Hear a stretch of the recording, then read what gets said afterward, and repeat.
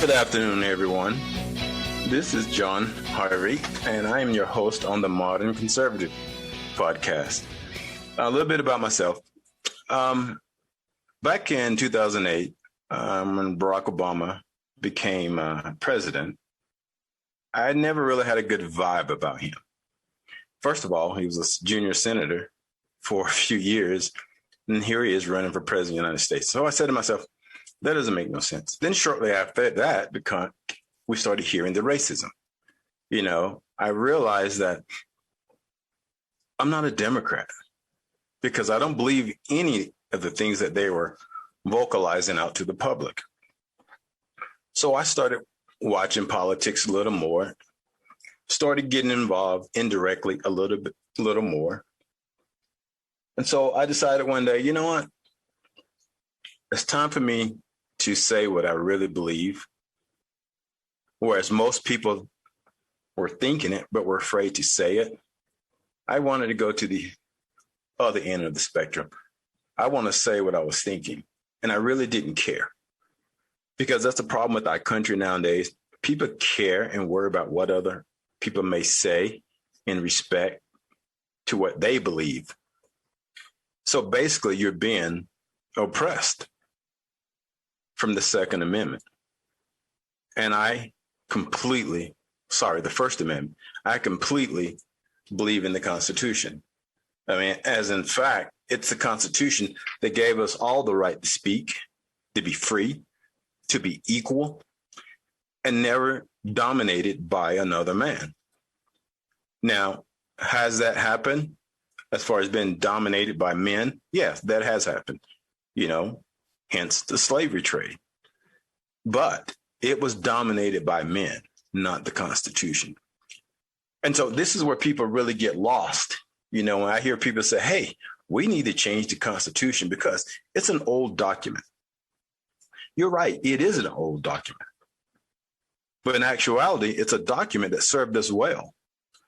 It's the document that allowed you to live in the greatest country on this earth. It's also the document that made people realize, hey, we should not have slaves. No man should ever own another man. No man should ever be property of another man. Now, yeah, they got away with it for about 150 years. That they did. I completely agree with that, and I do not oppose that thought because it's an actual fact. And if you get to know me, I'm all about facts. I don't care about emotions. I don't care about opinions. I like to speak facts. Now, I try to always say I don't speak on anything that I don't know because that actually makes me look ignorant. So therefore, I only try to speak the things that I do know and the things that are referenced with some kind of factual backup, such as a document, such as a video, such as history, which is about to become history. History in itself has taught me a lot when you study things that have gone on in the past. Nowadays where everybody wants to talk about slavery, reparation, racism, the things that, has given America that black eye. Every country has gone through it. Our country is no exception. But sometimes it's not how you start the race, it's how you end it. And in this passage of time, we've done quite well. Look, 1964, we had civil rights. 50 years later, we had our first black president. And that is coming a long ways in a short period of time. Some people don't see it that way. Some people like to live in the past as far as history. But let me say this, there is none of us who have ever had it as bad as our ancestors. None of us. I don't care if you're a Democrat, you're Republican, you're a Libertarian, you're Black Lives Matter, you're whoever. No one has ever had it worse than our ancestors. But the problem is, some of us are not trying to get beyond that. Some of us are trying to use it to our personal advantage. And what I mean by that is, Racism isn't something that is pretty, nor was slavery. But we can't hold every white American to the point where they are responsible for what happened 400 years ago, because a lot of them don't have slave owners in their ancestry. A lot of them don't have white privilege, as like to be touted by people of other mindsets. I just don't understand why this country needs to be perpetuated by race. This used to be the United States of America. I've got to the point what I call it Blackestein, because it's almost like people want to live under one race, and that's the black race.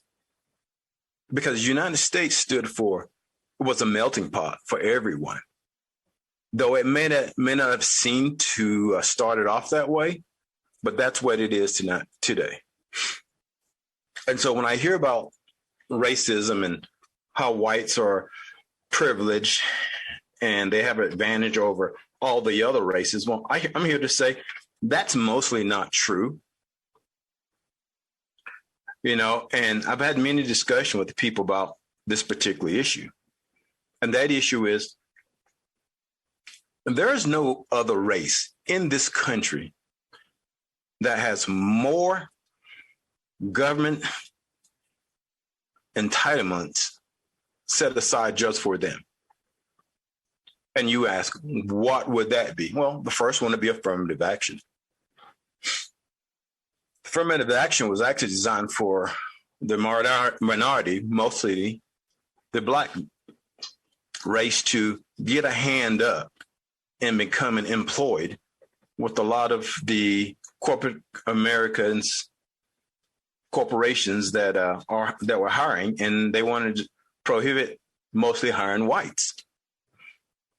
Okay, so for those who don't know what affirmative action is, and there's a lot of you who really don't, affirmative action is mostly, in a nutshell, white guy, black man or woman, or white man or woman, same credentials, identical credentials, except for the African-American prospect has something that white folks don't have, and that's called melatonin.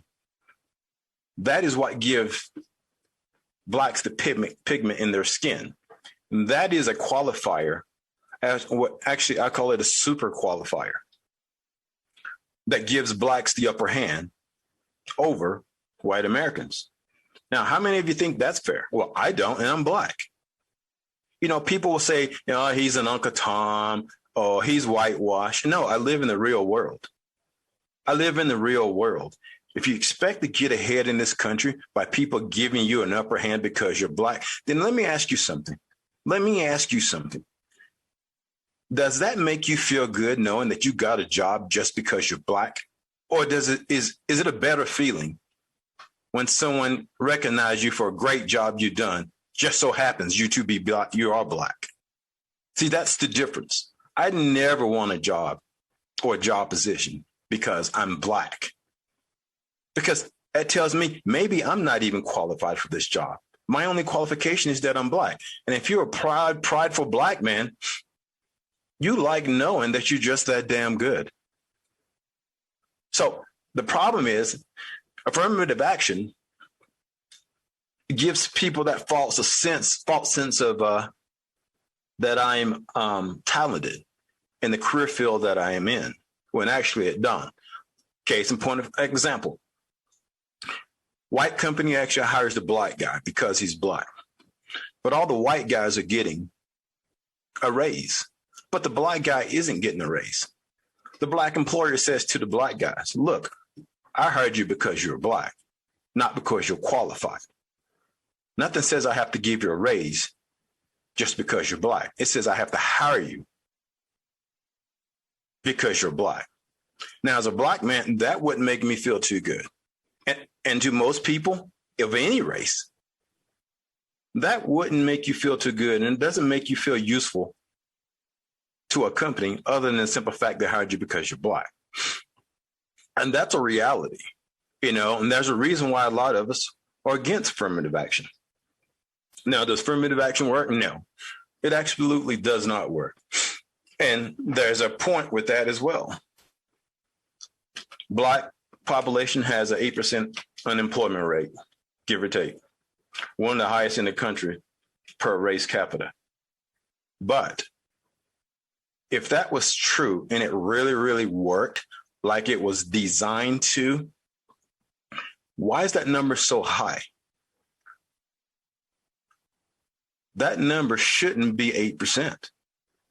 As a matter of fact, it should be one of the lowest percentage in the country.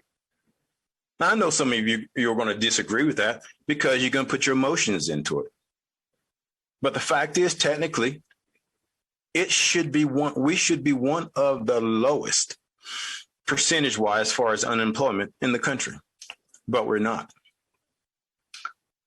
Next question is, why is that? Well, my best guess is that people are not applying for the jobs because it's protected by law. But in order to apply affirmative action, you still have to apply for the jobs. And if you don't apply for the jobs, that number's not going to go down. That's simple math. I mean, to me, it's common sense. Maybe not to all. Some people go and exaggerate this number or this theory of mine and put their emotions to it and say some things that really don't make sense, like most Democrats do. But the thing is, it's a fact. It's a fact. So racism in this country is learned. It is absolutely learned. I grew up in North Carolina. I saw racism all the time. We had crosses burned on our back porch. My brother and I was constantly dealing with real racism. Most of you don't know what racism is. You hear the name and you think it's all about, you can't get a job, or, somebody locked their car door when you walk by. That scenario is a lot of times stereotype. But racism in itself can be very violent, can be very deadly. We always hear about white supremacy and white privilege. But when's the last time you heard of a black man getting killed solely because he's a black man by the KKK? You haven't heard of that in a long time. Or the White Knights of Chameleon. For you guys who don't know, that's another racial, actually, I call it American terrorist organization. You haven't heard any of that. The racism that we hear about is, Donald Trump's not allowing Mexicans across the board illegal. Donald Trump talking about how certain people are abusing the system and the programs and the entitlements. That's what a lot of people think is racism, but it is absolutely not. That particular, when Donald Trump says something, let me reiterate something. When Donald Trump says something, it's usually factual. Now, he may not articulate it well, and I would be the first one to agree that sometimes he shouldn't talk. But what he does speaks volume in itself. One of the other narratives that I've been hearing lately and a lot of is reparations. That's a joke. That's an absolute joke. Anyone that believes in reparations is the same person not trying to get a job. That's just my theory. That's from some of the people that I know that will make that comment. But I will say this, if there's one race in this country, that deserves reparations, it is the Native Americans. It actually is. Because last time I checked, there were no legal plantations in the United States. And I would dare to say there's no illegal plantations in the United States, black plantations, where black people are still held today as slaves. Now, you'll get some people say, well, we got McDonald's. Well, you know what? You worked at McDonald's because you choose to work at McDonald's. But there's one thing for sure in this country that still holds true 400 years later. They're called reservations. Reservations, and if you've never been to one, are some of the worst places you ever want to live in most cases in this country. For example, Navajo Nation, Northern Arizona. For those of you who've never been out to a reservation, you would be glad to be in the neighborhood that you live in right now. And you could be extremely poor because some of those people do not have a normal brick and mortar home. I've seen adobes made out of mud. I've seen hybrids, adobe and plywood. I've seen RVs that are 100 years old, exaggeration, but they're really, really old, really, really ragged, sitting in the middle of the desert where they don't have running water. They don't have electricity.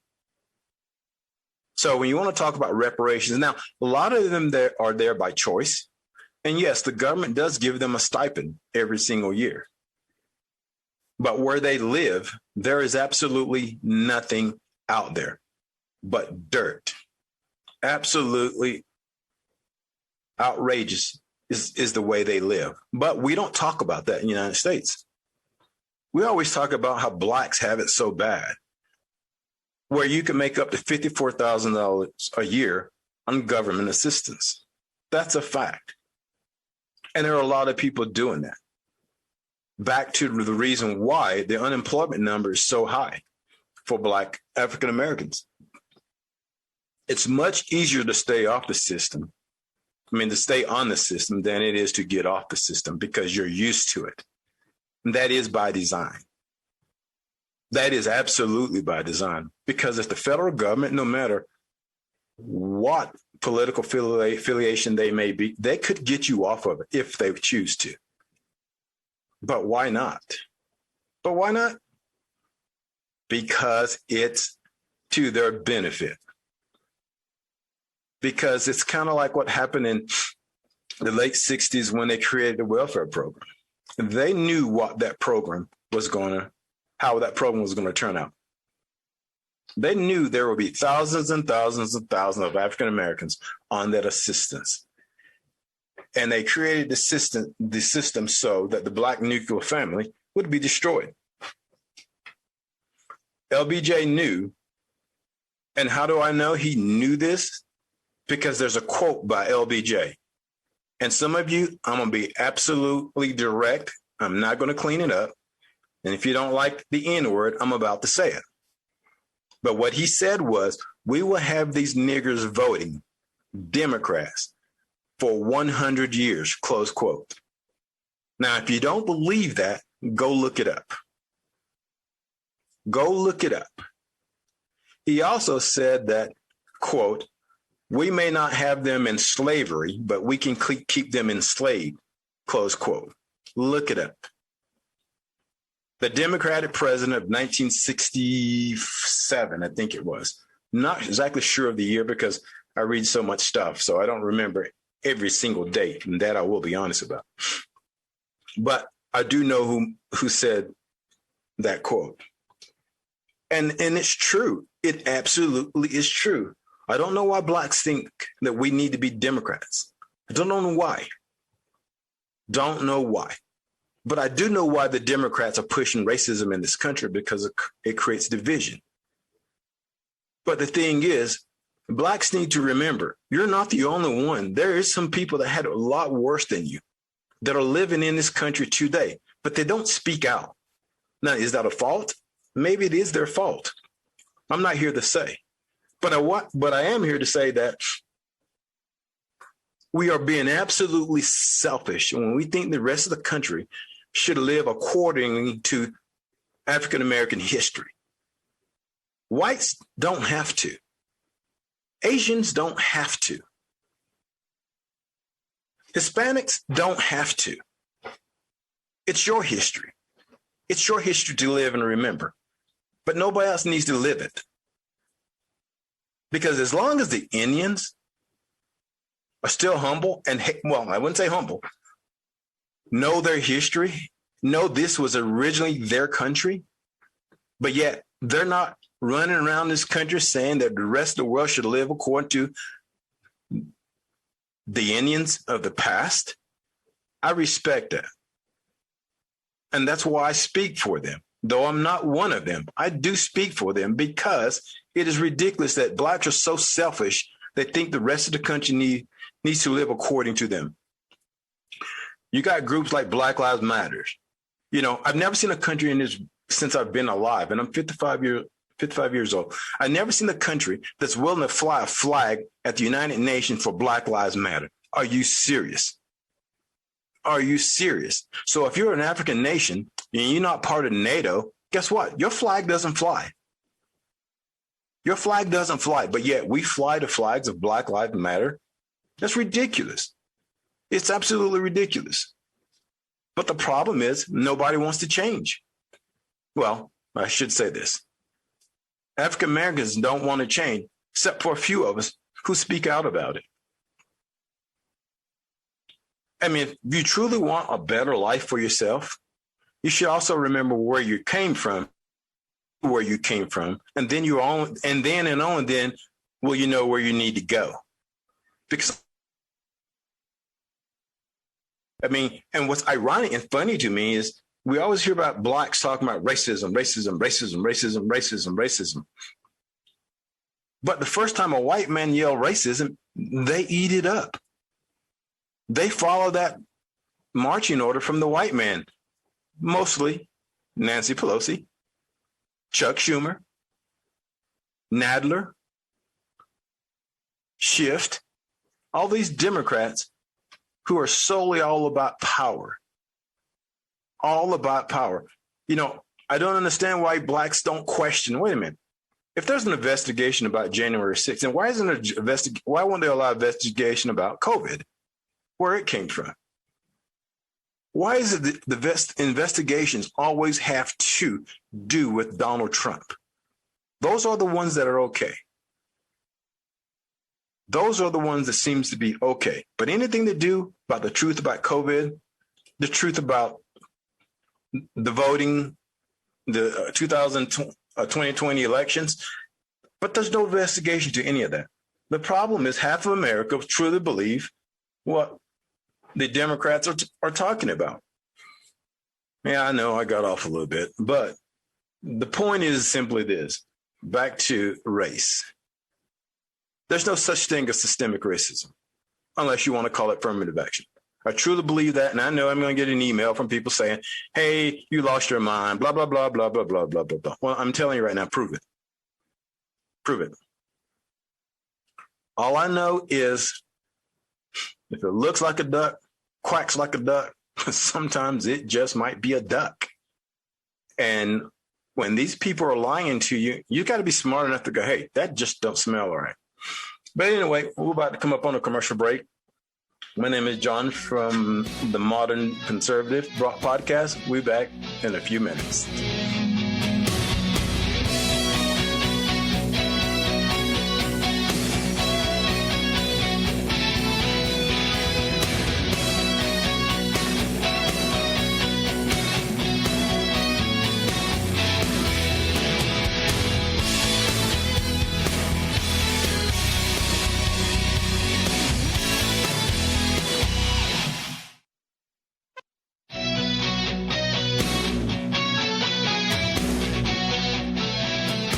Welcome back, everybody. This is John Harvey from the Modern Conservative Podcast. This is my first live podcast. And those of you who are just joining, we've been talking about racism in the United States and, you know, how it has torn up our country and continues to tear up our country for many, many, many, many months now, possibly many, many more, because we do have the 2022 election coming up real soon, a little over a year and 14 months, give or take. And it's going to be interesting to see what takes over. Will it be the race card or would it be COVID-19 Delta? So now we're going to have to deal with another COVID-19. So now we're going to have racism We're going to have COVID Delta 19. Now, I'm in Utah, and our lovely governor came out today and was talking about the new strand of COVID 19 Delta, and that the numbers are up, blah, blah, blah, blah, blah, blah. And I've told people many, many, many months, the 2022 election, we will have a new strand of COVID-19, and it's here.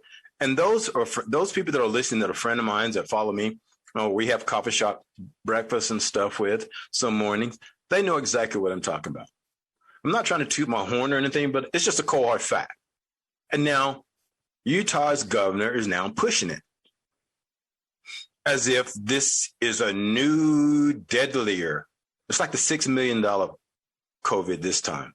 It's faster, stronger, more powerful. So you got to get the vaccine. So my question is simply this. I know we were talking about racism just a minute ago, but I kind of want to talk about this because this just came up today recently. And those of you that are listening then in Utah, you know what I'm talking about. But for those out in the rest of the world, Utah is a little bit different from most states. Utah is a state that was predominantly conservative.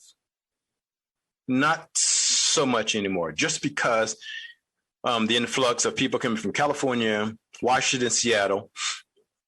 They don't come from Idaho because actually Idaho don't want them in their state and they make it known.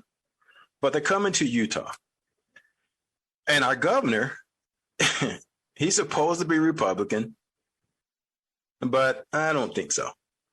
He's what we call a rhino. He kind of pushes the Democratic agenda. And today he was saying that, we should all go get vaccinated because of the super COVID now. And that we people that don't get vaccinated are crazy. And, how he would not go to a party with people if everybody wasn't vaccinated, blah, blah, blah, blah, blah, blah. The same old scare tactics. And in this country, everything nowadays is a scare tactic. If you don't follow what they say, you're going to die. If you don't do what they say, you're going to go broke. If you don't do what they say, you're going to be called a racist. Every damn thing we do nowadays, we're supposed to be fearful. Well, I live in Utah. I live in the United States, the land of the free. And that's how I'm going to live. If you get the vaccine, good for you. If you believe in it, good for you. I have no problem with it. That's the advantage of being a conservative. You can do whatever you want to do. That's the Constitution.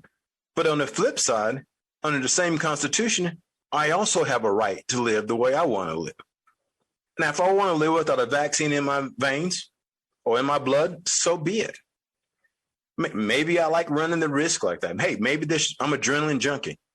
Maybe that's just me. But for the foremost, we all have the right to not get the vaccine. And here's another thing. What I don't understand is simply this. People who have the vaccine who wants to attack you because you don't get vaccinated. I simply say this. If you got the vaccine and you truly believe in the vaccine, what do you worry about? What are you really worried about? Is that subconscious in you telling you, hey, this thing may not work. It may be a hoax. The other strands may be more powerful. And shot that I've taken may not work on mostly anything else. Well, here's the thing that's so funny about this whole COVID crap. Now they're saying that the vaccine that you've already taken should cure the super Delta vaccine. Well, here's my question. How do they know this? How do they know this? It's new. Common sense, people. It's new. How do they know this is going to cure you from the super COVID-19? They don't. This is just my estimation is that, are they really trying to give you a COVID vaccine? Because here's another question. Here's an absolute question I want people to think about. We've had COVID for many, many, many, many, many years. As a matter of fact, it was on a Clorox bottle before COVID-19 came about. But here's a question for you. Why is it all of a sudden in 2019, they had to come up with a new, actually a test for COVID. If you've had COVID for 18 other COVIDs, why isn't there an already made test? And if there's an already made test, why haven't they gotten a cure for it, or any kind of cure for COVID from 1 through 18, or whatever the numbers or the precursor number previous to 19 may be? Why is it at 19 we had to have all this freaking chaos? Now, if you haven't read the Fauci emails, which I have, Fauci had stated that Donald Trump would have a pandemic during his term. Now, that's Fauci's email stating that. That's not conspiracy. That's not hyperbole. That's an actually cold, hard fact. And then some of you going to say, oh, yeah, BS, blah, blah, blah, blah. Well, if you can read the emails. As a matter of fact, if you read the emails, you'll learn a whole lot more that you thought you didn't know. For example, the mask. He said the mask would unequivocally not work against COVID. Read the emails, his emails. And then he came out later and said that the mask will help prevent the spread of COVID. Well, that's a fact. It does not, because it's common sense. It's common sense. Like I say, if you want to wear the mask, have at it. But at least know you're wearing it and what the effects of the mask will and won't have on you, because all it's going to do, heighten up your fear. You know, and that's what causes fear. When you don't know something about an incident or an item, it creates fear. That's why a lot of people are afraid of guns, for example. I'm a big gun advocate. I'm a big Second Amendment guy. Anybody who listened to me? No, I am.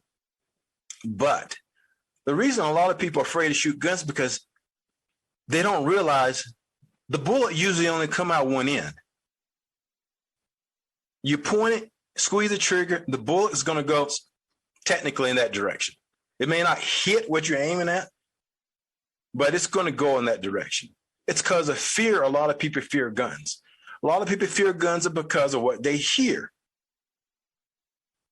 So anytime you fear something, it's because you don't know it. You know, the first time I ever jumped in out of an airplane when I lived in Boise, Idaho, there's a place called the Star Jump Ranch. The first time I jumped out of a plane, that first step was the hardest step ever. It took me probably a good 2 flyovers before I could jump out of the plane. But once I jumped out of the plane the first time, I know how the procedure went. You know, you jump, you look at your altimeter, you get to around 1,600 feet, you pull your ripcord. So it made that second jump a lot easier. And that third jump a lot easier. Because now I learned something where I feared the most. I overcame that fear by doing something that I've never done before. Now, yeah, every time you jump out of an airplane, if you don't have fear, you're numb or you're dead. But it makes that first step a lot easier. And it's the same thing about wearing a mask. If you know why you put it on your face, whether it's going to work or not, if you know it's not going to work, you're not going to wear it. You know it's not going to work, and you're giving yourself a false sense of security. That's the problem with fear. And this is why the politicians throw fear out there so easily. The mask was an indicator for the politician because they knew it wasn't going to work. Because think about something else.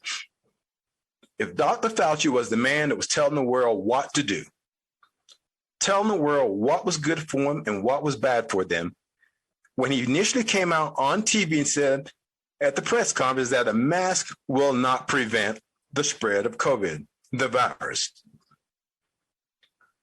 And then he changed up. Somebody told him he needed to change that remark up, that comment up. Because you know what? Now, this is just my theory.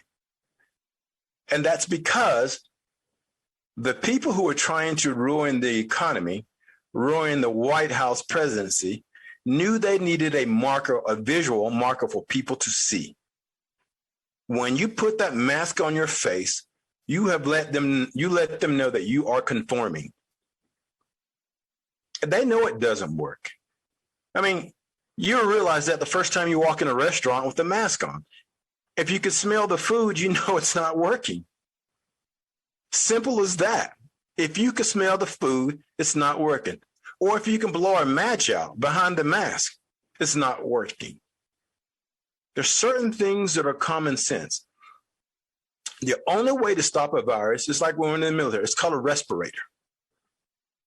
It seals around your face and it stops the flow of biochemical warfare. Is usually what they have them for in the military. We had them for in the military. So you have to use common sense. And that's why we're bringing up COVID. It's all about scare and fear. And you're going to see a lot of this. Those of you who are listening to me now, remember this statement. When the weather gets cold, we will have a new strand, a more powerful strand of COVID. Watch. And they're going to try to bring about mail-in ballots again. There's a reason why the Democrats are trying to control the federal elections. For you guys who don't know, they've been trying to pass a bill where they can control, the Democrats want to control the elections. So keep that in mind because it's coming soon to a CNN news near you. Before I go off air, there's something I want to talk to you guys about. You know, on my Facebook, I have 5,000 followers and plenty that are waiting to be confirmed.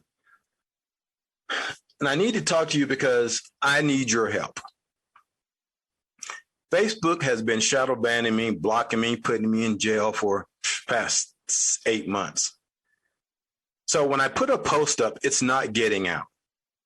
And what it's doing, it's getting out. It lets me see 2 or 3 people give me a like.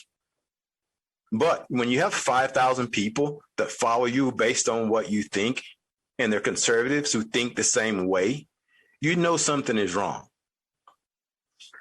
So when I decided to do a podcast, unfortunately, I had to start out with my Facebook. I created a Facebook page.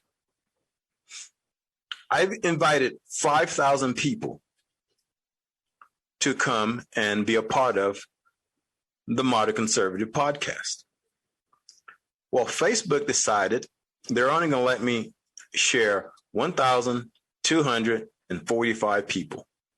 That's it. If you read their bylines, you're allowed to share X amount of people a day. That's to stop spamming.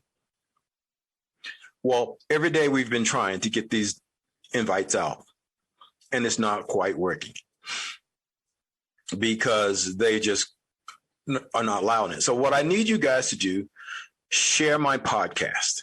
If you like what you hear, share my podcast. Like it. Anything that I post, share it and like it as well. Because I've got something else I'm working on because I'm getting tired of Facebook. So I need your help. Let's get this word out and let people know that here in Utah, we're not a bunch of steak that's full of rednecks because it's a 63% white population. That's just not us. We're not all Democrats. We're not all Republicans. We're not all conservatives. We're all Americans.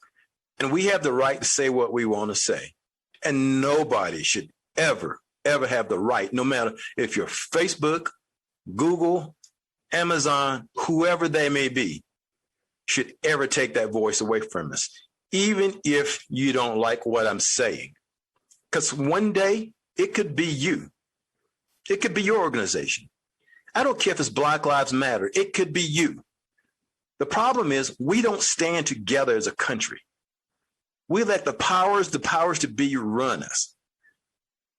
We let the powers to be tell us how they want us to live in this country. As if the Constitution was written for them and them only, and we have to live under some other sub-law. This is absolute ridiculous. Look, I know everybody out there is not going to go down to protest. I know everybody's not going to go to every meeting. I know everybody's not going to go to every school board meeting. But the thing is, there's things we can do as we sit behind our telephones and our laptops as a country. Like I said, we don't have to like everybody's message, but damn it, everybody should be able to send their message, whether it's a text message, whether it's email, whether it's a telephone call. We should have the right to do so. And the minute we sit back and become spoiled Americans and let them do it to us, and then we realize one day we're like Venezuela, we don't have any power at all in a republic, then that's a real problem. Because believe me, once it's gone, it is hard as hell to get back. And when it's gone, voting will not get it back for you. It usually has to result in gunplay, militias, riots, the things that we shouldn't have to do in our own country. But the reason why it happens is because we let it happen. We have to stand up together, not as damn Republicans, as conservatives, as libertarians, as Democrats or liberals. We all fly on and live under the same flag. And you may not like that flag, but I can tell you one damn thing. That flag has given you one of the best lives you can ever have in a country and the most freedom you can have in a country.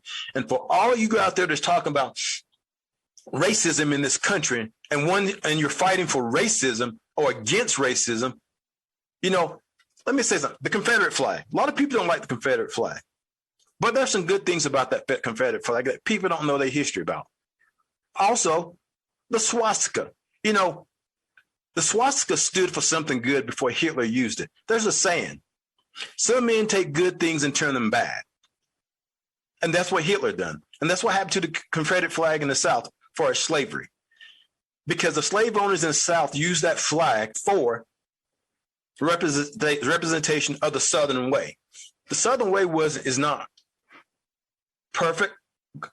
I know that. But, you know, the representation, that flag is just a flag that stood for somebody's history. It's history. My belief is to leave it alone. Leave it alone. Let it be part of history. That's something, you know, you grow away from. The swastika is something we don't represent, we don't like. It's like the Jews. They know their history. The swastika still exists in history, but nobody's trying to destroy it and take it away. Look, you can't put it on the side of my house. You're right. That's going to be a different problem. But it still can be in the history books. So we as an American need to know where we've gone or where we've come from and where we're going. You know, a lot of people don't realize this, but 360 Confederate Northern soldiers fight to free 4 million slaves. And of that 360 Northern soldiers, Yankees, 30,000 of them were black freed slaves. So what I'm saying is, we seem to think white people are so bad and racist, but the thing you don't think about it, 330,000 white men died to free 4 million black slaves. They gave up their families, their lives for people they didn't even know.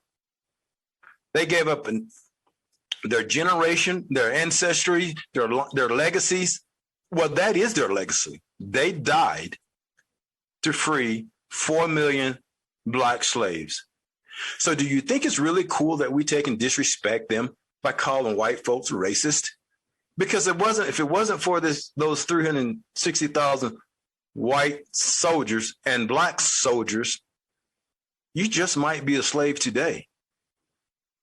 You never know.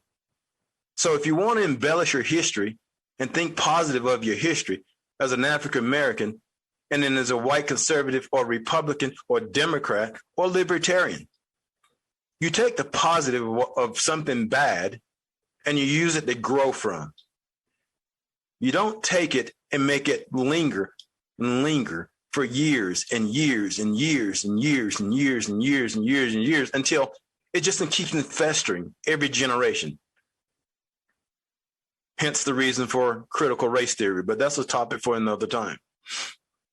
Because if you really, really want to stop racism, you got to stop using the damn word. Even if you're black, You need to learn how to stop spreading the word, spreading racism, stopping it in this track and grow from that point. Because at the end of the day, like I said before, we're all Americans. You know, I'm not a black man. I'm a conservative who happens to be a black man. I don't identify my legacy as just being a black man. I'm a conservative who believes that we all, black and white, should be one family. And that goes for white people who don't like blacks and blacks who don't like whites. Knock the crap off. Knock it off. It's ridiculous. We're not going to get anywhere fighting each other. We're just going to create more little monsters, naming our children, and they're going to just spread it and spread it and spread it and spread it. But it's got to stop in the schools as well. At some point in time, we got to say, hey, enough's enough. I'm sick of being called a racist. I'm sick of being called privileged. White people, stand up. Don't give a rat's ass whether they don't like you or not. If they say something about you that's not true, stand up. Because as long as you sit on your ass and watch television and watch Fox News and thinking that's your contribution to knowing what's going on with your culture, it's not going to work. No, I'm not asking for a racial war. People get out and mingle, know people. Celebrate your culture. You know, you're afraid to say, hey, I want a white history month. Well, yeah, you know that I know that's going to cause a lot of problems, but it's your right to have one. You know, people will say all the time, you know, hey, white folks have, you know, a year of white history every single year. But it's not true. But short of ranting any longer, think about it, people. Think about it. This doesn't need to be the way it is. It's the way it is because we allow it to happen. And if we don't do a damn thing about it, it's going to continue to happen. All the way down to our elections, dividing us. Hell, this year it's the blacks. Next year it could be the Indians. They're hating you. And they're only hating one race mostly. It's because the white people are just sitting down and saying absolutely nothing. Stop it. That's coming from a black conservative. Stop it. Do something. And no, don't go up shooting up everybody either. But what I'm saying is speak up. Speak up. Because the people who are running things know you are afraid to say something. They know you're not going to fight back because then everybody will say you're racist. When in actuality, you're a mother, you're a father, you're an American. You got white friends, you got black friends, but if you don't let people know it, it's going to be assumed. And I'm sorry to say, you will probably pay the cost in the long run. Well, guys, this segment is coming to an end. I enjoyed talking with you. It's been my pleasure. You know, I'm not a professional. I've got hiccups here and there. Forgive me. It'll get better. I'm no Rush Limbaugh at all or Larry Elder at all. Hell, I'm not even a Sean Hannity. So join us the next Thursday at 5 o'clock. And I hope to hear from you again and see you online. Have a great weekend. And you guys take care. Modern Conservative Broadcast.